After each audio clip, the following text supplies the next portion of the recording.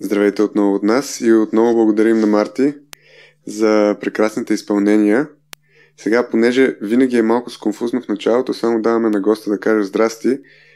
Иво, сега ще дам възможността да кажеш малко повече от здрасти, поне да разкажеш малко за себе си, откъде си, с какво се занимаваш, защо тази тема ти е при сърце. Така че заповядай. Благодаря. Се казвам Ивайло Петров. Родом съм в град Севлиево. От може би 10 години вече не живея там, живея в чужбина. Вярвам, че по призвание и по професия съм така предизвикан да работя като психолог. И това ми е така душевното и професионално амплоа. И ако така трябва да понеже психологията е доста така, обща наука, много ми е интересно да се занимавам как може да извършваш промяна в човешката душа. Как работят механизмите, как една машина да си ги представим нещата, макар че не е така.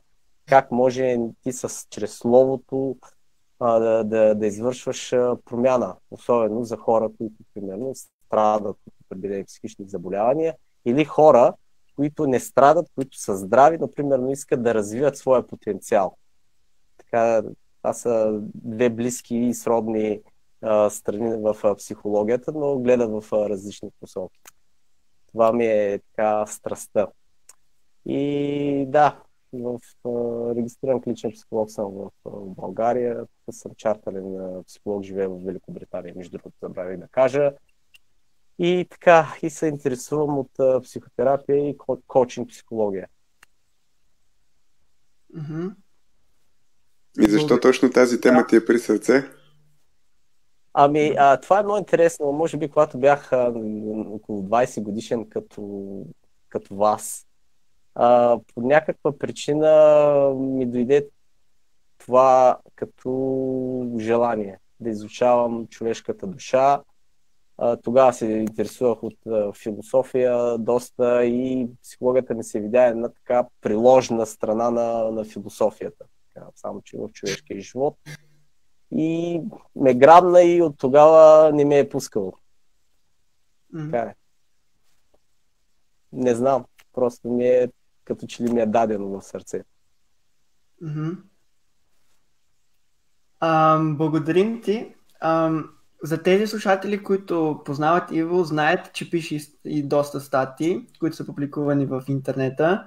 За тези, които не знаете, може да ги прочетете след подкаста. И там намерих един цитат твой, свързан с темата, нали, психологическа флексибилност. И там пише следното: психологическа флексибилност е способност на човека да се адаптира или нагажда към определена неприятна ситуация или преживяване, което е различно от обикновеният му и стереотипен начин на живот.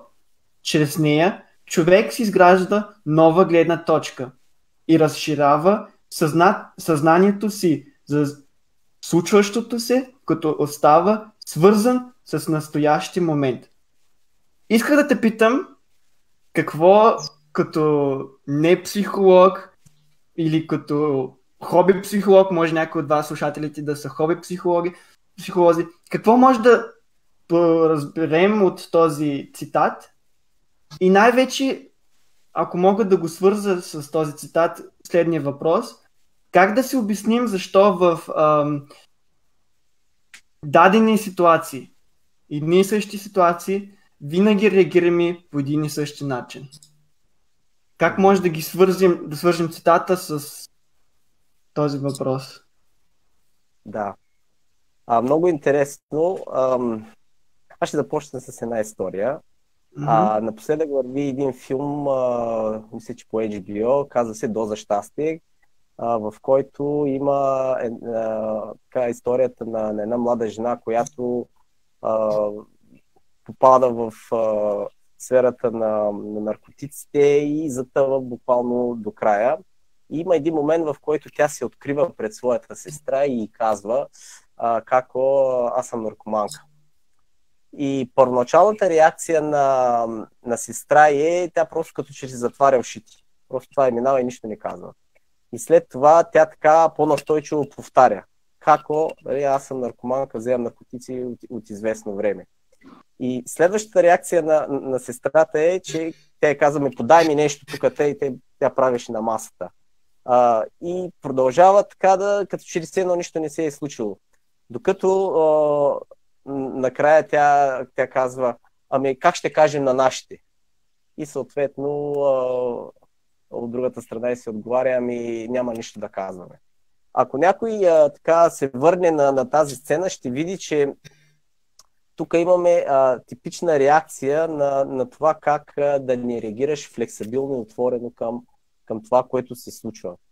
Самата информация е стресова и като че ли сестра и се затваря.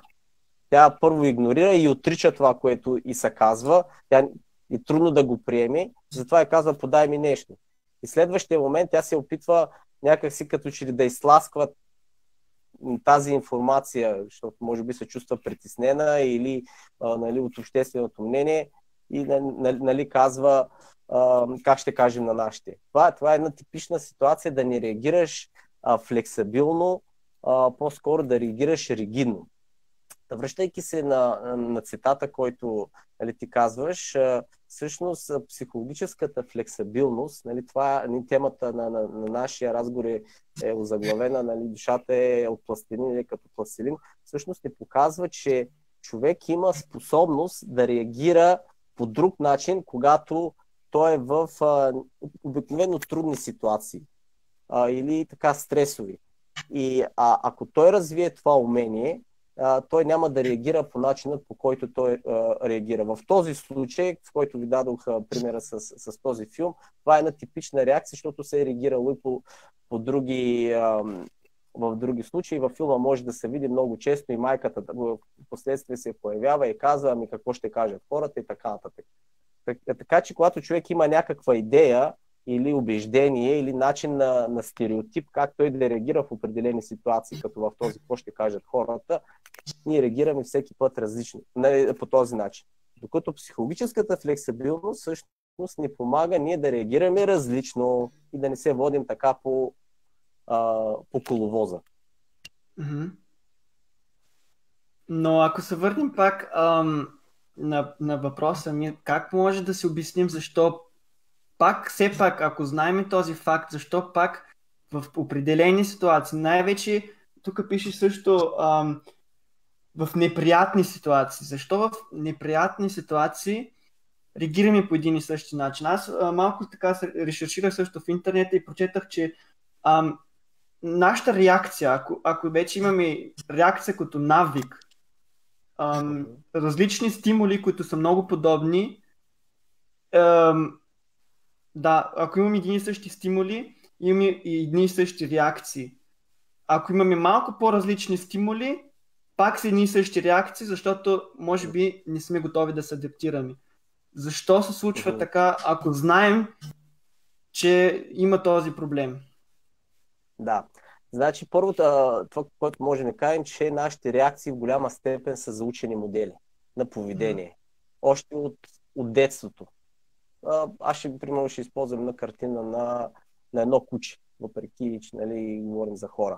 Едно куче, ако е така бито от малко, дори когато той е далеч и дигнеш така ръка срещу него, то подвива опашка и бяга. Така че тези реакции, те са заучени. Това е просто едно обяснение. Другото е, че с времето човек той е така интелигентно същество и се опитва да си обясни много неща. И тогава той си изгражда един вид програмка в своя ум, как в определена ситуация той може така да се справи с неприятното преживяване или с приятната мисъл или нещо, което е неприятно. И когато, примерно, той вече е голям човек, понеже той има изграден модел как да реагира, когато той попадне в някаква ситуация, която може да я възприема като неприятна, заплашваща, тревожна, тази програмка изведнъж се появява в нашия ум и ни диктува какво да правим. И така ние реагираме по начина по който реагираме. Това се нарича схема.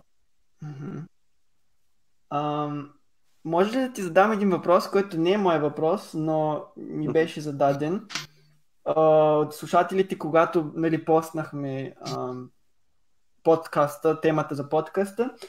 Ме питаха как да преодолея първоначалния ми страх на избягване на тревожни ситуации. Най-вече какво е тревожност? Може да дефинираме, може би, какво е тревожност, какъв е механизма на тревожността, да знаем как да преодолеем и нея. Сега това са няколко въпроса, така да, че ти можеш все пак да ги повториш. Да, да най-вече, започнем с тревожност. Първо, това е една естествена човешка реакция и на тяло, и на емоции, и на ум. И ние не трябва така да гледаме на това чувство като на такова, което трябва да не ни се случва, да не го преживяваме. Напротив, не трябва да приемем, че това е нормално, но в същото време трябва да сме наясно, че тази нормална човешка реакция, всъщност, когато стане твърде интензивна и е с така много голямо силно въздействие върху нашия живот, ние можем да изпаднем под нейно влияние и тя започва обаче да ни диктува всъщност какво да правим.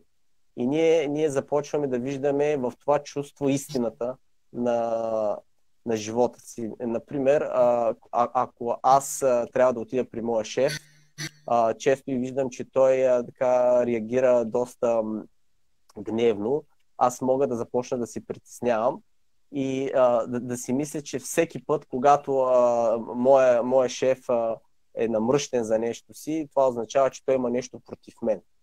И ние някакси чувството на тревожност да ни определя какво да правим. Примерно, аз не искам да се срещам с него, избягвам го, не искам да си върша работата по начин, по който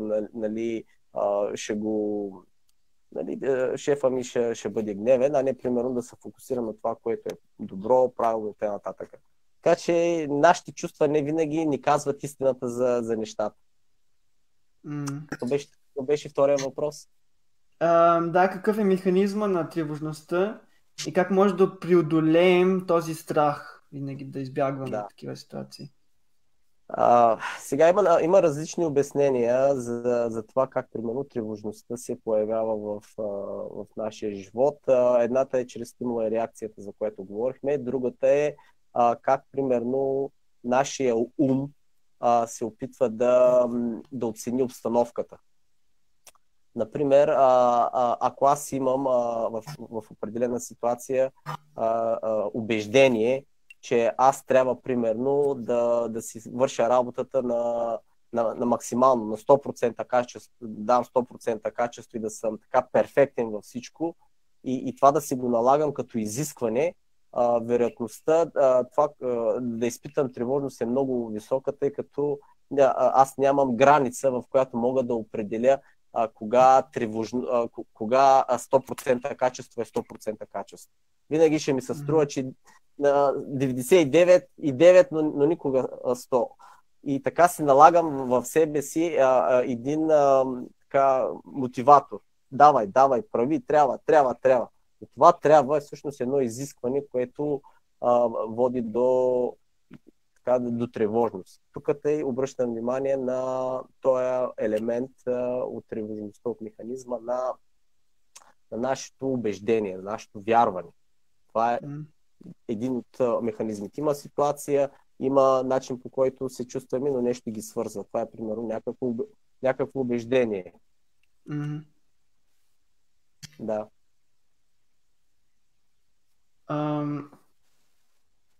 Още един въпрос имаш. Да. Как може да избягваме? Как може да избягваме този страх? Как може да преодолеем страха винаги да избягваме такива ситуации? Така. Да.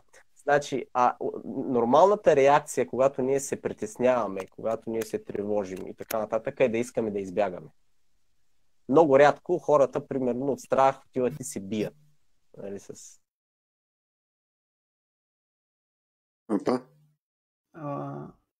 Мисля, че връзката не го прекъсна. Да. Той каза, че се случва от време на време. Тактиката е да го изчакаме. Той знае какво трябва да направи. Надявам се всеки момент да се върне.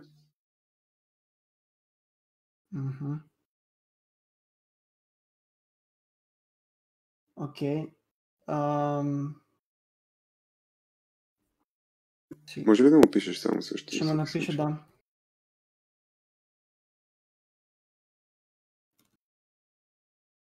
През това време ние може да си поговорим с слушателите и зрителите, ако нещо им е интересно. Както знаете, може да ни задавате въпроси и в коментари под видеото. Също така може да ни изпратите директни съобщения към страницата. Това ще осигури вашата анонимност. Също така може да се свържете и през нашите лични профили във Facebook и да ни пишете. Така отново ще може да запазите анонимност. И вашите въпроси ще бъдат отговорени. Надяваме се, би трябвало. Сега май не сме имали неотговорени въпроси. Дори ако сте ги пратили късно или ние не сме ги видяли, после гледаме да ги отговорим. Свет, аз може тебе да те питам този въпрос. Въпросът е колко мога да ти отговоря. Не, смисъл в ситуация, изпадал ли си ситуация, където си мислял, че психиката не е била достатъчно флексибилна? Случва ли се да... Това, което аз съм чувал от други и по така моята самооценка е, че съм сравнително адаптивен. И това е едно от качествата, които са доста полезни в живота. Малко или много не съм имал избор, понеже на малка възраст се е налагало няколко пъти да сменяме града, в който живеем. И наново да си създавам приятелства и да поддържам стари, евентуално от предния град. Това да бъда адаптивен ми е било нещо, което съм научил с времето. Опа! Той излезе от разговора, което те направи тебе да си никъде. Нищо. Ще остане за сега така. Надяваме се, той ще се върне. И това, което... май се върна. Иво? Да. Здравей! Чуваме те всеки момент, сигурно и ще те виждаме. Виждаме Здравей. те. Предполагам, не знам. Интернета, не знам какво се чу последно. Съжалявам, просто... Следно Вилиам зададе въпрос. Да. Как може да преодолим този страх, винаги да избягваме от такива ситуации? И ти каза, че никога не влизаме в битка, не се борим, а бягаме. Да. Обикновено нашата реакция е да избягаме, това е естествена реакция. Ако си в гората, например, ако изреве един вълк или лъв, твоята реакция е да бягаш, не да вървиш да се би с лъва или вълка. Но от друга страна има хора, които примерно биха се обърнали да се бият. Нали? Вече ги няма тези хора, които се обърнали да се бият. Да. Има и такава реакция. Но това показва, че когато ние преживяваме нещо неприятно, ние имаме същата реакция. И тревогата, когато я изпитаме, да кажем, тази ситуация се опитваме да избягаме от нея и то, примерно, да отида, да кажем, да си пусна телевизора или да се затворя сам в стаята си, не искам да говоря с теб, прекъсвам комуникация, могат някои хора се напиват, други вземат наркотици. Има най-различни форми на реакция на избягване. Но това показва, че само по себе си това не решава проблема, защото така могат хората да стоят за дълго време. Докато това, което би било така доста полезно е всъщност ние да се отворим за това преживяване. Да го разглеждаме като нещо неприятно, нещо, което не трябва да ни се случва, е всъщност да искаме да го приемем, да искаме да го изпреживеем, да го усетим.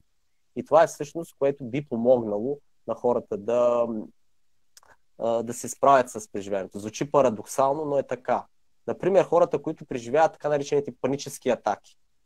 Това обикновено е свързано с хора, които им се замаява главата, появяват им се мисли, аз сега ще умра, ще полудея, бие ми сърцето, не мога да дишам, въздухът ми не ми стига. Те се страхуват да не могат да не би да изпитат такова преживяване. Но този страх за страха всъщност ги поддържа да им се случва това нещо, защото страхът включва друг страх. А докато ако те се отворят да го изпреживеят това усещане, може и да е неприятно, в същото време, с времето тази амплитуда на напрежение спада и нещата се променят.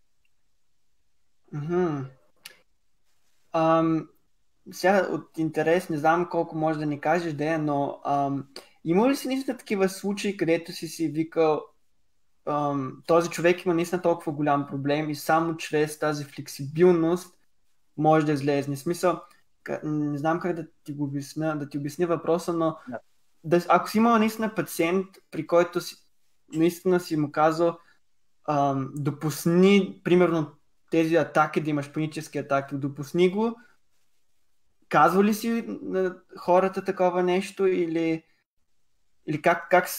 какво си им казвал, когато вече наистина зацепват, не знаеш на къде? Да, всъщност това е. Ние разпознаваме тези моменти и водим нашите клиенти да първо да осъзнаят всъщност какво става и всъщност какво могат да направят. Защото ти казваш, дали им казваш, че трябва да бъдат психологически флексибилни. Всъщност целият психотерапевтичен процес е една форма на психологическа флексибилност. Независимо какъв психотерапевтичен модел ще се така подходи към случая, той води към това. Но искам да обърна внимание на този мълчател пластилин. Но какво е душата? От какво е съставена? Имайте предвид, че това не са само нашите емоции, това включва и нашите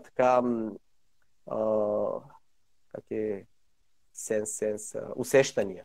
Нашите усещания включва и нашето мислене, включва нашето поведение, какво ние ще направим, включва и нашите взаимоотношения. Защото, например, ако аз, както дадох примера с това да отидеш при шефа си, ако аз се притеснявам, че нещо ще стане в разговора с шефа, в стомаха си, това е нашето, как тяло реагира. След това почвам да си мисля някои неща. Например, този шеф ще ми се кара, следователно това означава и какво си. Имаме ниво мисли, имаме напрежение в тялото, усещаме го като тревожност. И какво правя? Примерно, аз днес няма да отида сега, ще отида след 2 часа да говоря с него. Това е нашето поведение и накрая се прибираме вкъщи и го споделяме с нашия партньор и аз днес имах тежък ден, защото шефът ме еди какво си. Виждате как това е един голям процес, който започва някъде в някаква ситуация, минава през ума и свършва с някой друг. Така че в работата си ние адресираме всеки един такъв елемент от този процес, така че човек да реагира, защото например хората, които имат едни убеждения, може там да е проблема. А хората, примерно, които имат примерно поведение, което не е флексибилно, което е ригидно, може да се на този във взаимоотношенията. Или пак чисто на ниво чувства. Защото, както ви давах пример за тревожността, това е само един пример, хората, които не искат да изпреживеят тревожността, всъщност е нещо, което те трябва да се научат да изпреживяват. Те го изпреживяват, приемат, ако си сложите на ръката едно парче, нещо неприятно. Но с времето някакси ние свикваме. И с това свикване нещата, ние ставаме по-уверени, че можем да ги да реагираме на различно. Да знаеш, че малко прекъсваш доста напоследък, последните 2-3 минутки, но мисля, че все пак успя да се предаде твоята мисъл. Поне, мисля, че аз успях, не знам Вили дали ти успя да чуеш всичко.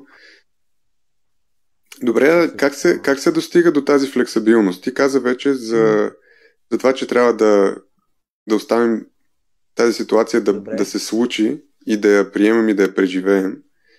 Може да си повтаряме редовно принципа, това, което не ни убива, ни прави по-силни, и, нали, и да си веем знамето на това, аз ще стана по-силен, но как реално се случва това и какво друго би препоръчал или би ли влезнал в малко повече детайли как се случва целият този процес? Да, сега, зависимост от ситуацията и проблема може да се подходи по един или друг начин. Има цели терапевтични школи, които адресират примерно само един елемент от ще ви дам следния пример. Примерно хора, които те биват водени първо... Иво, извинявай, но доста прекъсва. Да, Ако искаш, може да пробваш да спрем видеото ти, т.е. ти да спреш твоето видео и може би поне звука ще минава по-ясно. Добре, хайде да се питаме така. Аз ще се го спра. Ало? Да. Сега дали прекъсва? Не, сега е добре. Сега се чува добре. Съжалявам, ами хубаво беше да ме виждат. Добре. Един от терапевтичните модели се казва терапия на приемане и ангажиране, която се занимава точно с това човек да се научи вместо да реагира по начина, по който реагира, както все едно е бил на автопилот. С времето, както започнахме в началото, има ситуация, реагира всеки път по един и същи начин и бяга от тях, бяга от своите преживявания, той да започне, примерно, да ги приема. Така, в основата на всичко е човек да си зададе въпроса всъщност, кое е важно за мен. Какви са моите ценности, които ще ми дадат някакъв мотиватор да го направя. Примерно, за някои хора това може да е семейството, за други може да е здравето. Примерно, хайде да кажем един човек, който страда от зъбобол. Знаете колко е неприятно. Някой като чуе машинката, му настръхва космите. И примерно той не иска да отиде на зъболекар, защото ще има болка, ще боли. Добре, но какво може ти да направиш сега? Едновременно, същото време ти да се излекува зъбобола и ти да определиш някакси да издържиш на това, което ти се случва. Затова, ако ти, примерно, здравето е ценно за тебе, това ще те мотивира ти да отидеш там. Втория момент е да започнеш да се отвориш за това, че ще има болка. Започнеш, вместо да отричаш болката, започнеш да се отвориш за болката, да й дадеш някакси място, тя да е там. И съответно да й дадеш място да се разшири.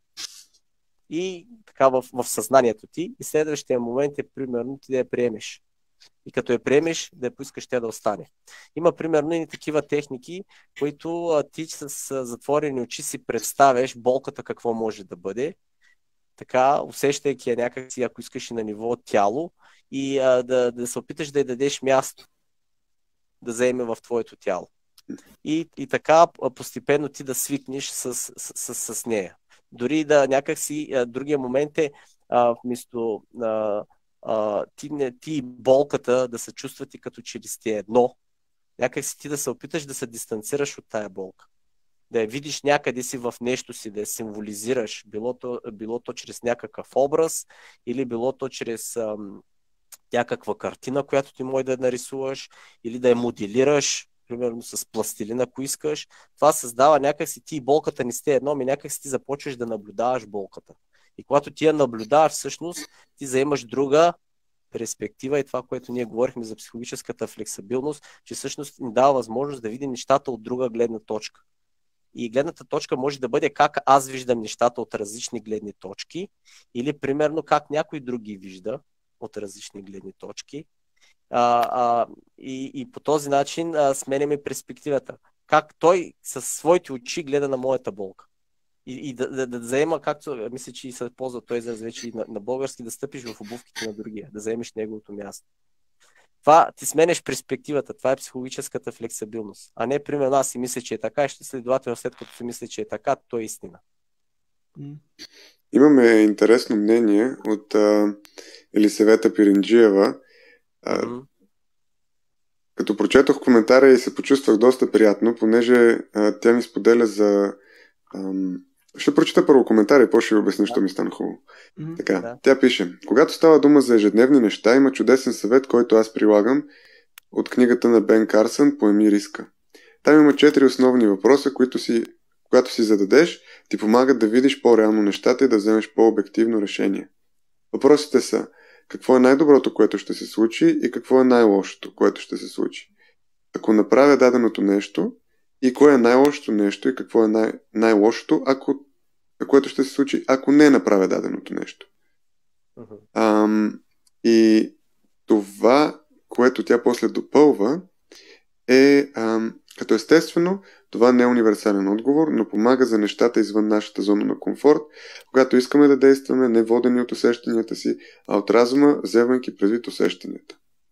100% вече съм го споменал тук в нашите разговори, но аз имам един подобен принцип, който даже още по-малко въпроси си задавам. И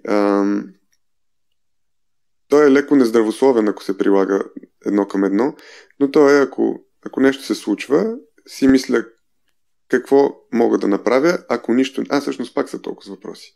Какво мога да направя, ако е нищо, защо се притеснявам? Или ако си задам въпроса какво мога да направя и е нещо, просто трябва да го направя. И тук явно се влиза малко по-дълбоко. Определено Бен Карсън има повече акъл от мене. И той се задава какво би било най-лошото, което може да се случи, ако нищо не направиш, какво е най-доброто и съответно същото, когато направиш нещо. Така че хубаво ми стана, когато разбрах, че Бен Карсън, определено има повече знания по темите, но мисли в подобна посока. И аз това ще да те попитам, понеже аз имам леко така, би го казал, драстичното мислене да действам по този начин в определени ситуации. Какво би казал на хора като мен, които може би това не е флексибилност, а е някакъв друг тип ригидност. Тоест, не позволявам на тези ситуации да ме променят особено, а си действам както аз си знам все пак. Просто е друг вид ригидност. Не знам дали ме разбра. Цитата започна с една преоценка. Какво е най-лошото, което може да се случи, и какво е най-доброто може да се случи. Точно така, да. Значи тук, специално в тази част на това, което ти цитира, тук нямаме ригидност, защото имаме възможност най-малко да видим две гледни точки. Освен най-лошото и какво най-добро може да се случи. Обикновено ригидността, нефлексибилността, тази непластичност е свързана с това, че се вижда само едната страна на нещата. А докато, ако примерно се опитваш да видиш и другата страна на нещата, това вече имаш две позиции. От двете позиции вече ти вече не си толкова ригиден. Да, вече почваш да виждаш от другата гледна точка, както ти каза, създаваш друга перспектива. Друга перспектива. И това е адаптацията всъщност на нашите чувства и преживяване всъщност да можеш да видиш друга перспектива. Но този начин, този подход, за който Бен Карсън, да кажем, ти го цитира, всъщност е нещо, което ние използваме в нашата практика, когато работим с нашите клиенти. Това е много характерно за така наречената когнитивно-поведенческа терапия, където се използва един метод на така нареченото когнитивно реструктуриране. Или просто едно убеждение, ако ние имаме, да се опитаме да му представим друга позиция, от друг начин да го разгледаме. Значи, нашето убеждение, примерно, дали е флексибилно. Аз в началото говорих за вярванията, те също могат да бъдат флексибилни. Това е, може би, нещо, което хората не се замислят, но освен нашите мисли, нашите вярвания също могат да бъдат флексибилни. И в практиката една от школите говори, че има така наречените рационални и ирационални вярвания. И двете са вярвания, само че едното е флексибилно, другото не е. Например, вярванията, които имат такъв изискващ характер, Или примерно водят хората да виждат нещата само в едната позиция, кое е най-лошото, виждат само най-лошото, всичко е катастрофиращо, ужасно, нали, следователно, нали, си правят изводи, след като е ужасно, аз не мога да се справя, след като не мога да се справя, следователно аз съм голям глупак и т.н. Нещата се развиват в нашия ум. Другото вярване може да бъде така по-флексибилно, вместо да е изискващо по характер, то е така предпочитащо. Например, аз трябва да на всяка цена да взема този изпит. Вярването, което е по-флексибилно, може да бъде аз предпочитам, много бих искал, дори да не го взема, това не е край на света. И виждате ли как има една така в мислите има също флексибилност. И това е ценно качество, ако имаш възможност да си сменеш перспективата, дори и вярванията. Добре. Имаме въпрос, всъщност предното беше мнение. Да. Имаме и въпрос от Благовест Петров. Той задава следното. Флексибилността умение ли е или нещо друго? Ако е друго, какво? Умение. Това е умение и в същото време е процес. Защото човек може да се научи на тия неща. Аз, както казах в началото, ние може да се научим така да реагираме нефлексибилно, непластично към ситуации. Било то като си изграждаме едни вярвания, едни когниции, едни мисли, които не са флексибилни, по същия начин е едни чувства или едни поведения. Но в същото време човек може да се отучи или да най-малко да реагира по различен начин. И вече, когато ти се научиш да реагираш по различен начин, вече ти изграждаш едно умение. Интересно е, умение, навик, имат ли нещо общо? И най-вече, защото само за малко интересен, след миналата седмица, когато си говорихме, така малко решеширах колко дълго време ти трябва да направиш един навик и там, нали... 22 дни ли беше? Точно 22 дена, малко се прочет, да. Не помниш ли, че това казах точно тогава? Да, и аз малко прочетах повече върху това нещо и наистина едно нещо намерих още. Ако при децата, ако от ранна възраст им даваш така предизвикателства и те чрез тях научават се на определени неща, имат навици, в бъдещето тези 22 дни могат да станат по-малко, примерно 18 до 19. Това е много интересно. Ако почнеш от по-ранна възраст, толкова по-малко време ти трябва за навик. Да, това беше само малък екскурс, извиняй. Навик и умение едно и също ли е? Мисля, че те до някъде се препокриват. Може би уменията са нещо, което могат да прераснат в навици. Сега, дали навиците могат да станат умения, възможно е. Това е хубаво, че ние не можем да гледаме на душата като на нещо статично. Има някаква динамика, която се случва в нея. Не е като швейцарско нощче, което държиш задния си джоб. Днеска четох едно изследване за това как ние като личности се променяме във времето. С годините. На 20 години, примерно, хората са едни, на 60 са други. Например, спомням си едно изследване, че младите хора обикновено са такива, които предприемат рискови на млада възраст. Те по-не мислят. Докато, примерно, по-възрастните хора, по-зрелите, в тая ситуация, ако, примерно, се върна 20 години, ще кажете, аз като голям глупак съм бил, как съм могъл толкова безразсъдно да действам. Така че ние се променяме. Личността може да се променя и в позитивна, и в негативна светлина. Така че се учат нещата. Не знам, този въпрос може би така интересуват по-голяма част от нашите слушатели също. Ако примерно, защото ти ни казва, аз самият трябва да определя как да се чувствам. Но какво да направя, ако не е моята вина? Да, не искам да казвам вината, но причината лежи в другите. Да се чувстваш негативно, имаш предвид. Да. И не можеш да се адаптираш. Да, извинявай. Сега, това е много, много често срещано явление, ние да обвиняваме другите, ситуациите, космоса, кривата ракета, луната за нашите незгоди и несполуки.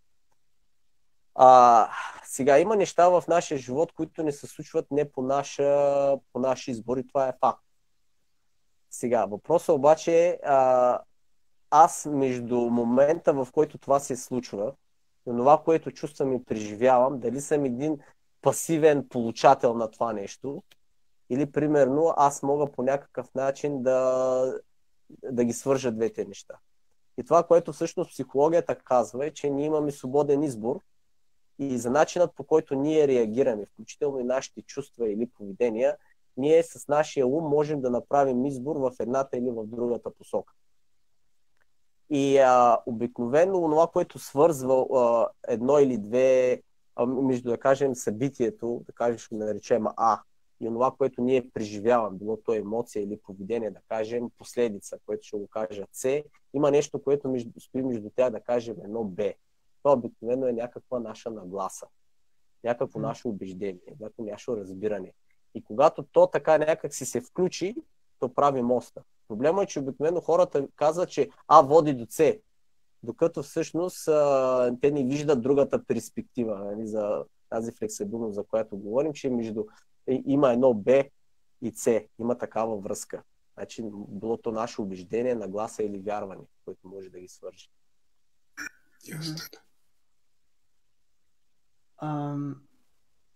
Този въпрос не знам. Да. Извинявай, че ще те прекъсна.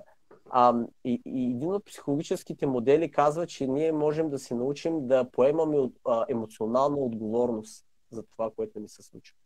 Емоционалната отговорност точно това означава, че аз, нали, имам дял в цялата история. Не съм някакъв, който е пасивен. Не съм пасивен като машина. Нещо се случва и реагираме. То, ако беше така, представете си, в света много лесно можеше да се управлява. Но ние сме хора разумни, имаме избор, право на избор, имаме право на реакция.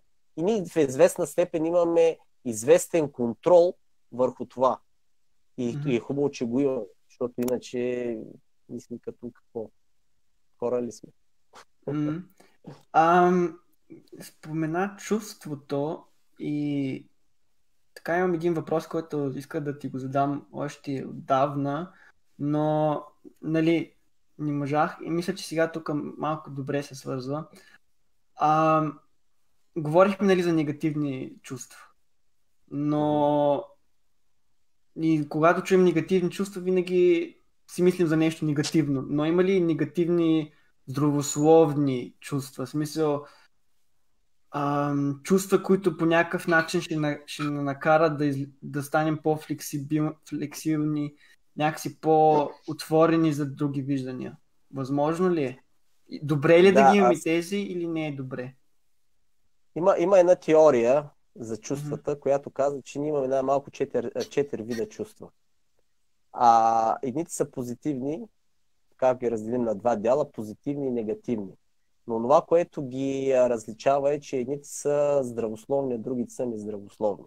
И в такъв случай имаме 4 вида чувства. Да кажем, имаме негативни здравословни чувства, имаме негативни нездравословни чувства.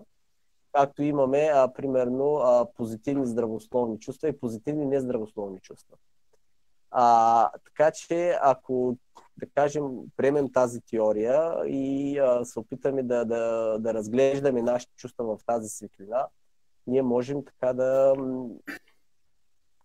виждаме смяната в чувствата и съответно да се стремим.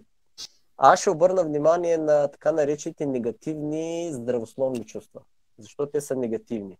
Защото в някаква степен те не са неприятни. Те са неприятни. Например, чувството на тъга е едно негативно чувство, но то е естествено, то е здравословно.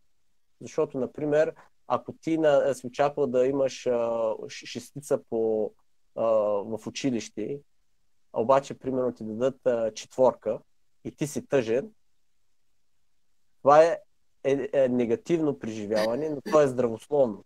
Защо? Защото ти можеш, да кажем, да видиш, че това не е края на света. Четворка, следващия път ще се опитам да изкарам по-висока. Но ако ти, примерно, започнеш да се вайкаш и да викаш, оле, мале, гледай какво стана, сега четворка, аз няма мога влеза в университета, като не мога влеза в университета, следователно, нали, аз няма да имам добра работа, няма да печеля много пари, нали, виж какъв голям глупак съм, започне човек така да си говори на ум. Това чувство, всъщност, той изпада в някаква така депресия, простичко казано. И то е негативно,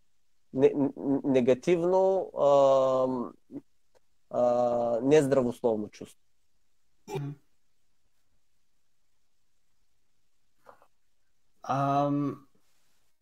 Защото каза сега депресия, това съм си го записал като въпрос.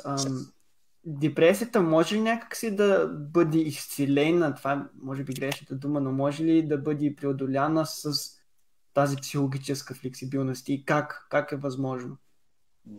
Да. Има различни подходи. Единият е, ако човек някакси, първо да кажем какво е депресия. Депресия е едно чувство на много силна тъга, в който човек започва да роби в своето минало, започва да се обвинява, чувства се изтощен, не може да спи, вижда света в негативни краски, гледа на него като нещо, което няма бъдеще, няма надежда за човека, обвинява се, примерно, че е нещо си обикновено негативно, голям глупак, некадърник и така нататък, или пък се чувства, че е неспособен да прави каквото и да е. И един от подходите е такъв да види какви са онези негативни мисли, които са свързани с ситуацията на човека. Било то по отношение на него, по отношение на света или по отношение на другите. Другия подход е да се опита някакси човек вместо да тръгва да прави нещо, да променя, всъщност да някакси да се дистанцира от това всичко, което минава в неговия ум. Има така едно обяснение, че човек изпада в два вида режима. Единият е да се опитва да прави нещо, за да може някакси да промени ситуацията. Това може да действа, но понякога в стремежа си да търсим модели, чрез които да променим всичко си, в един момент се оказва, че и накрая нищо и не прави. Например, ако човек, когато той е депресивен, той какво може да прави много често, да иска да се стои в леглото или да някакси да се затваря. Аз, между другото, имах един такъв клиент, който просто беше много тежка ситуация. Той по цял ден стоеше в леглото, свита и така. Цял ден. От мъката си. Да знаеш, че не виждаме как, но предположихме. Свит. Защо? Да, защото Да не си пуснал отново видеото. Да, опусна го, Свет, иска да ти кажа. Ако Благодаря. можеш да го пуснеш. Супер. Значи, ето така, някакси беше Свит като малко дете в утробата на майка си. Това е една естествена човешка реакция, дали той искаше да се върне, може би, в този момент на сигурност, когато му е била нужна. Но това е, когато ти се опитваш да правиш нещо, в един режим. Но това правене всъщност не води до никъде. Като другия режим, другия начин е ти някакси да се дистанцираш, да се опиташ да видиш себе си в една ситуация, в ситуацията, в която си, и да искаш да го изпреживееш. Това е така наречен режим да бъдеш, да стоиш в този момент сега. Вместо хората с депресия, между другото, много често те задават едни въпроси. Защо на мен ми се случи? Защо така? Защо съм такъв? И това им се върти в главата като една грамофонна плоча. Защото умът търси някакво решение. Това е така моделът на това да правиш нещо. Режима да правиш нещо. Всъщност ти какво можеш да направиш? Другият алтернативен, флексибилен начин на реакция всъщност да застанеш в позиция да наблюдаваш този процес на твоите преживявания, на твоите чувства. И да го изпреживееш, да го усетиш и душевно, да не бягаш от него, да не го отричаш. И това всъщност води до промяна, до приемане. Каним пак слушателите, ако имат въпроси, да ги зададат. Сега е момента. Имам още един много важен въпрос към тебе. Така говориш ти в началото, така спомена вярвания също. И всяко малко отидем така в по-религиозното. В Библията има ли някаква психологическа флексибилност? Може да намери някъде в Библията? Защото има примери като Авраам, примерно, или много други също.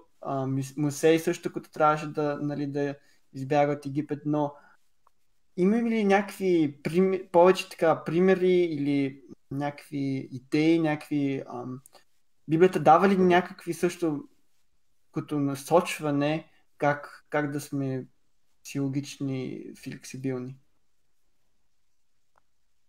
Това, което аз съм открил, на това, което на мене ми прави впечатление, между другото, има една книга, а тя е писал Карл Густав Юнг, казва се Отговорът на Йов. Мисля, че излезе преди 20 на години, ако иска някой може да я прочете. Един опит, който може да се види някакво представяне на такава флексибилност, нали? От тогавашното време, все пак е на повече 100 години, може би. Около 100 години писана. Аз виждам, че Бог някакси в Библията се представя като нещо динамично, който действа и в историята на човечеството и не винаги той дава едни и същи отговори за подобни ситуации. Така че, например, или пък виждам другия момент, Бог променя имена на хора. Що го правите? Дори самия Бог има най-различни имена. Една пълна палитра, нали, на цветна палитра. Или пък, примерно, Бог започва с някакво жертвоприношение в Едемската градина, когато Адам и Ева умират. И след това минава при създаването на олтар, след това се прави скиня, след това одобрява построяването на храм и след това чуваме, че има така небесен храм. Каква прогресия. Нали? Другия момент, който ми идва на ум, е ситуацията с Петър, на който му се дава едно видение да яде едни нечисти животни. Той каза, аз никога не съм ял такива. И тогава Бог му каза, заколи и яш, нали? Защо? Защото Петър е имал едно вярване, че примерно тези, които са езичници, той не може да има взаимоотношения с тях. Това е едно ригидно вярване. Бог му казва, ще трябва да го смениш това нещо, защото това не е така. Случая с Авраам е също много интересен. От една страна Бог изисква нещо от Авраам да отиде да си Авраам. Опа. Иво? Да. Прекъсна ти видеото, да знаеш. Ало? Да. Чуваме ли се? Да, чуваме се. Само видеото ти спря. Да, не знам. Сега ще се върне. Да, да. Случая с Авраам е много интересен, защото Бог му каза да отиде да принесе своя син. Авраам се покорява. Авраам отива.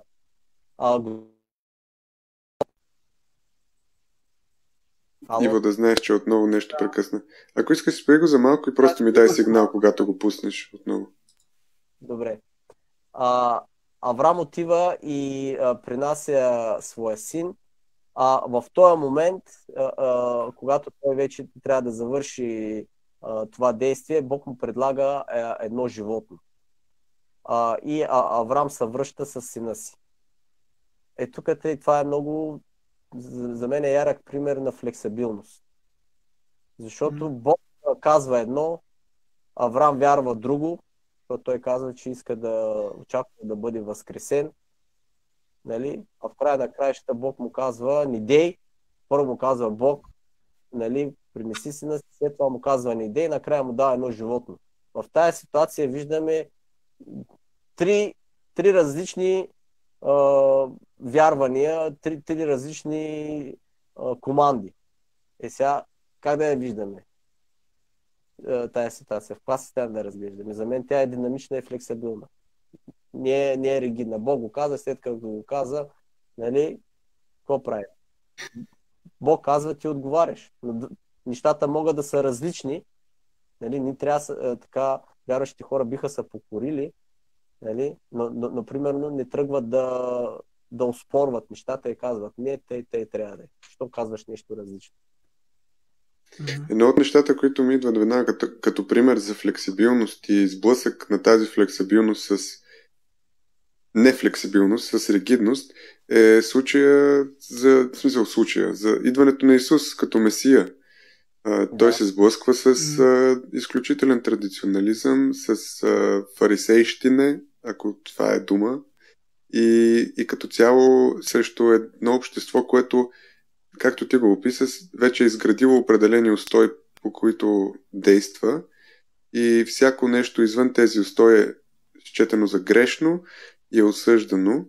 И виждаме той как много така ясно действа по въпроса. Опитва се да внесе малко от своята флексибилност, малко или много, да види, че вярата в Бог и самия Бог е нещо, което се мени с времето, е грешно казано, но може би да кажем, че се адаптира, е малко или много повече в посоката, която Исус е искал да ги научи. Между другото, има така един интересен момент, аз наскоро го изучавах. Исус дава един пример за това хората да не си събират съкровища на земята, а да си ги събират на небето, и им казва, защо се тревожите за утрешния ден. Какво ще едете или какво ще пиете? Ако се прочете този текст, ще се види, че Исус, за мен той е много умел, такъв в днешно време бих използвал думата психолог или психотерапевт. Защото той така сблъсква съзнанието си на духовна реалност. Задава въпроси. Нали, какво човек може да направи с грижени за тялото си, за растежа си? Отговорете нищо. Но също така и той казва, разгледайте и вижте лилиите, че не са се обличали в слава. Вижте птичките, че те нито сеят, нито хранят. Нито сеят, нито женат, но пак небесният ви отец ги храни. Исус задава едни въпроси, които са един вид някаква рационална духовност. Той сблъсква съзнанието, защото човек започва, какво ще прави сега? Давайте сега. Тук сигурността е в парите, в средствата, Исус казва, търсете несигурното. Той е в небето. И огледайте се настрани. Те, нито животните, нито растенията правят нещо и пак го получават, колко повече вие. И тук Исус прави една психотерапия на хората. Отклонява вниманието от техния земен интерес или от техния начин за справяне с проблема и ги насочва към природата, където могат да почерпят някакъв пример, някакъв модел. И след това им задава въпроси, които, ако са появи някакви такива едни по-ригидни мисли, че единственият начин човек да си осигури сигурност на тази земя е като има средства, популярно мнение, всъщност той каза, оставете се в ръцете на Бог. Вижте, отвори се за несигурното. Имаме един въпрос, един друг въпрос и едно мнение, както и очакване на отговора на единия въпрос от коментарите под видеото.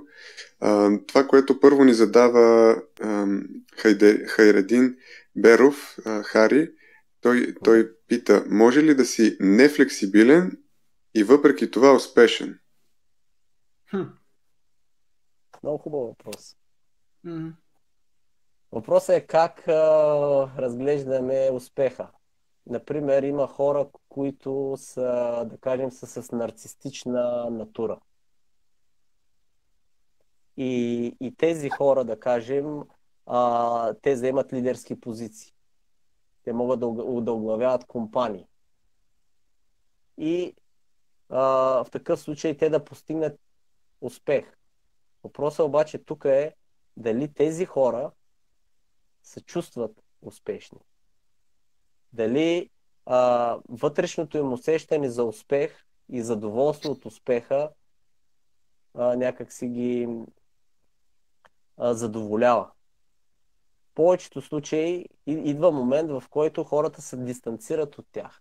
И ти може да си успешен, да кажем, професионално, но във взаимоотношенията си с хората да не си успешен. Затова задава въпроса как измерваме, в какво го измерваме успеха. Да, значи имаш предвид, че флексибилността е нещо полезно, обаче трябва да се използва в определени сфери на живота. Не може да е просто някакво мото, което да го употребяваме във всичко, което вършим. Не съм сигурен, че те разбрах напълно. Ами аз малко спрямо това, което пише Хари малко по-надолу, той коментира един стих, който Блашко е написал, Благовест Петров, Римляни 12.2, преобразявайте се чрез обновяване на ума и задава, дали тук сме насърчени за флексибилност. И Хари му отговаря, първата част на стиха, не се съобразявайте с този свят, за нефлексибилност едва ли не ни подтиква.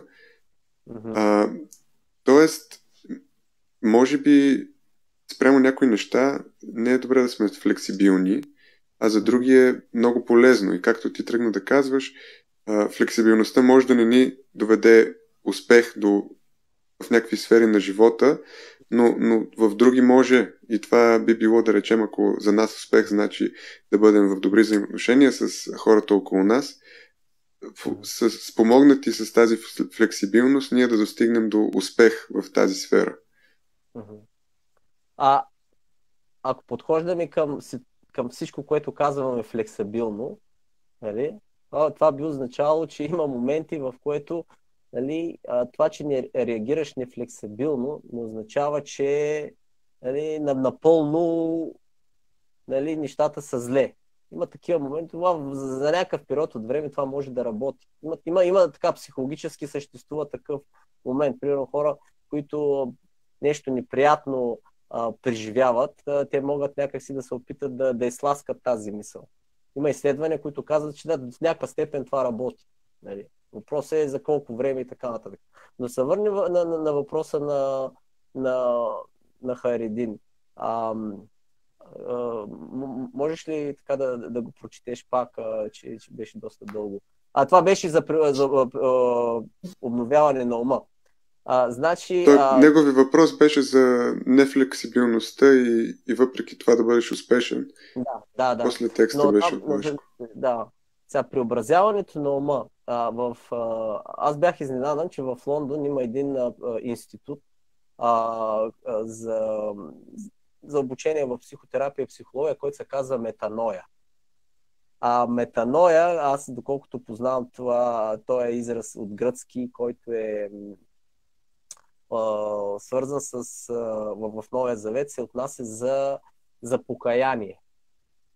Но буквалният превод на метаноя означава нали, промяна на ума или преобразяване на ума. Така че това означава, че човек от една позиция, нали, отива в друга. В духовен аспект човек, който е вършил нещо в неговата вяра в християнството, нали, което той ще нарече грях, след това се покаява, сменя си ума и, нали, променя си своята нагласа и отива в друга посока. Така че самата промяна в себе си за мен не е посока на нефлексибилност, а всъщност на флексибилност. Философския въпрос може да бъде дали променения ум всъщност изследване на някаква духовна посока, това е ригидност или е флексибилност.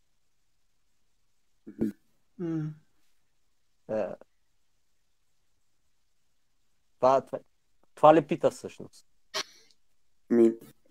Не мисля, той въпроса му не беше, в смисъл, спрямо този текст, който прочета от Римляни, който ни написа от Римляни Блашко, по-скоро пита дали това е някакво насърчение към флексибилност, по-скоро.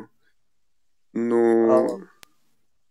За мен Библията наводи към флексибилност. Самия факт, че говори за промяна, промяната е вид флексибилност.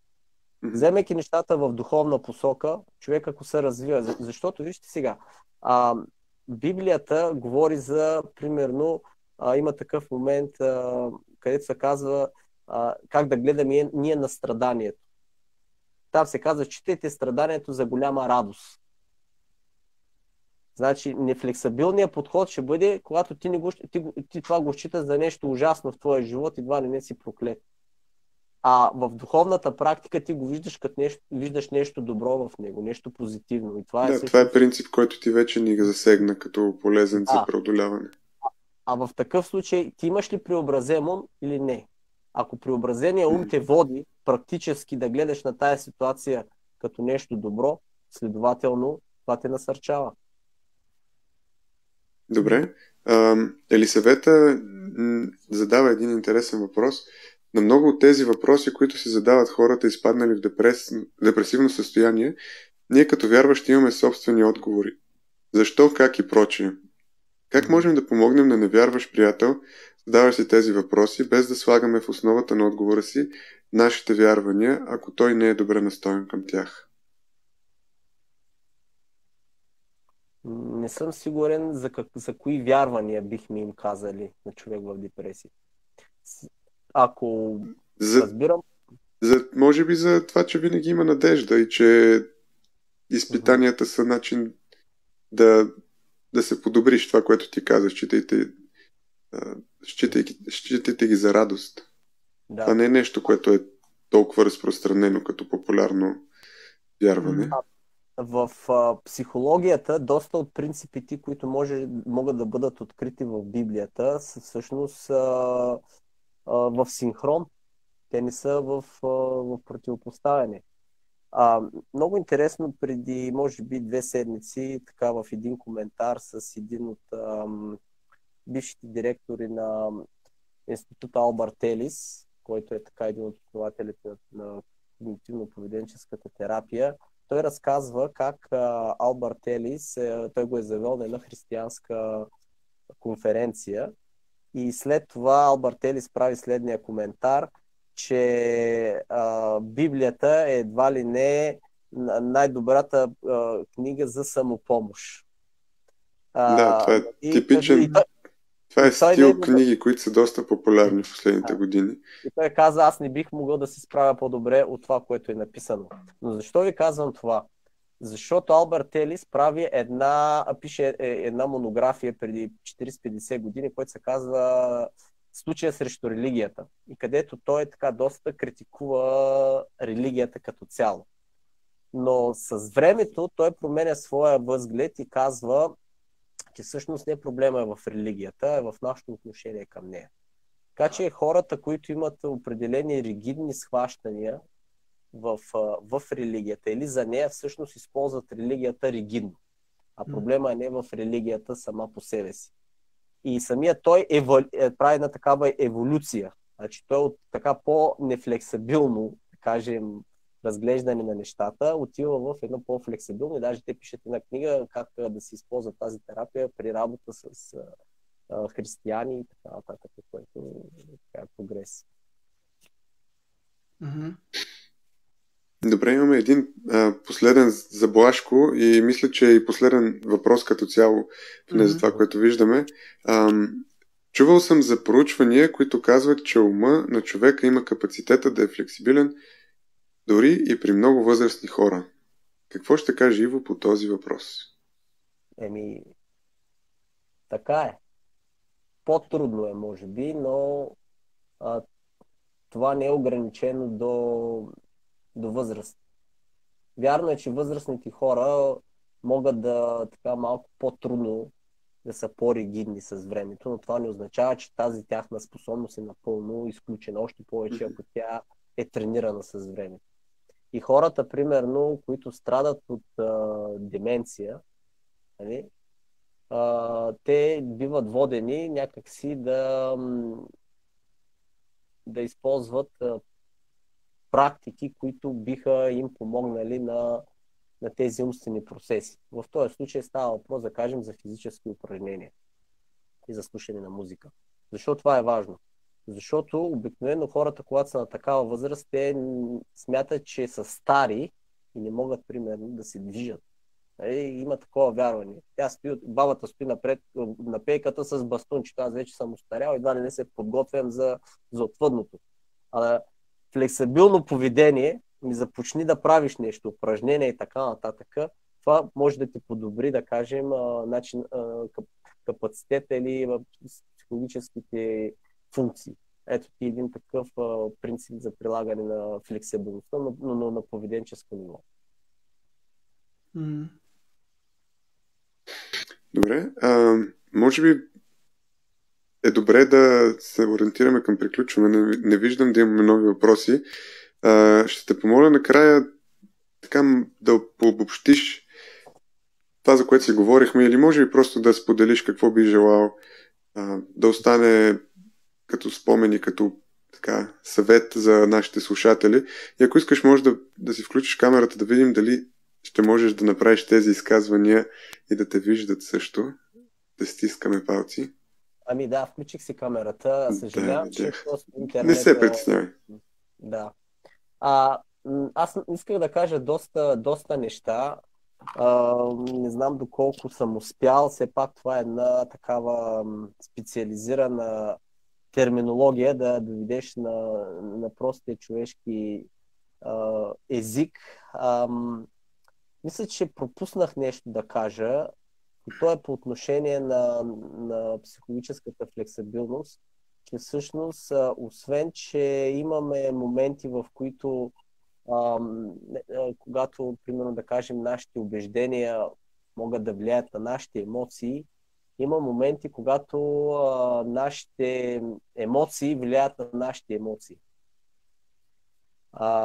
И, примерно, нашите емоции могат да влияят на нашето мислене. И ако, примерно, се заеме един такъв подход, ние да сме флексибилни в тия моменти, ние бихме си дали сметка, че не винаги една емоция всъщност трябва да отключва друга. Това може би пропуснах да споделя. И има един цитат, който на мене ми прави доста силно впечатление, специално за вярващите. Той е от Елена Вайт, който каза: при мен ми бяха представени две класи хора. Първите са тези, които не живеят по светлината, които им е дал Бог. И второ, онези, които са твърде ригидни в осъществяването на своите едностранчиви идеи за реформа и налагането им на други. Където тук някак си много ясно, като че ли се казва, че има една връзка между тази едностранчивост и ригидността, за които говорим, които са характеристика на тази непластичност на нашите души. Ако трябва така да отправя едно послание към самите слушатели, е, че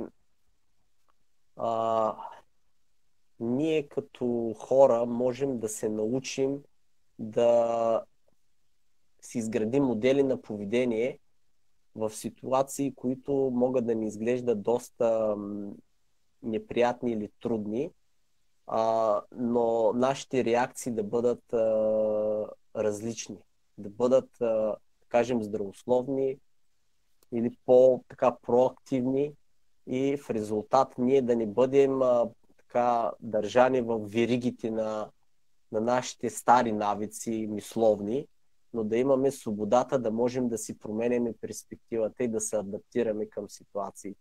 Както, например, използвам този пример, вземете една тревичка и едно клонче, сухо. Кое от тези двете може да издържи на вятъра?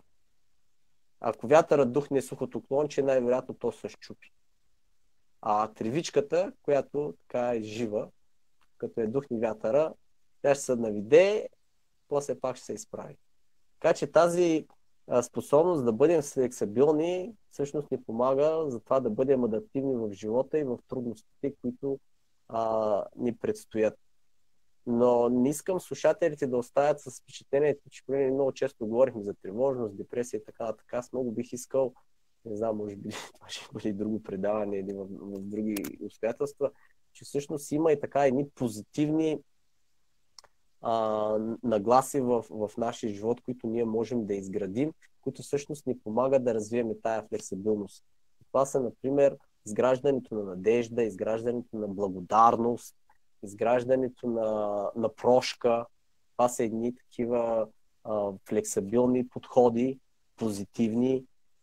Това да бъдем отворени, да проявяваме интерес, да бъдем любопитни.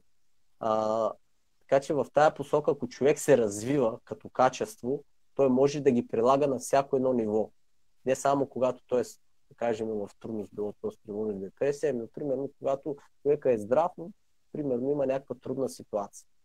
Ако той ги прилага, това ще му помага на него да влиза по-флексибилно в тях и съответно да се чувства по-добре и да се чувства и щастлив.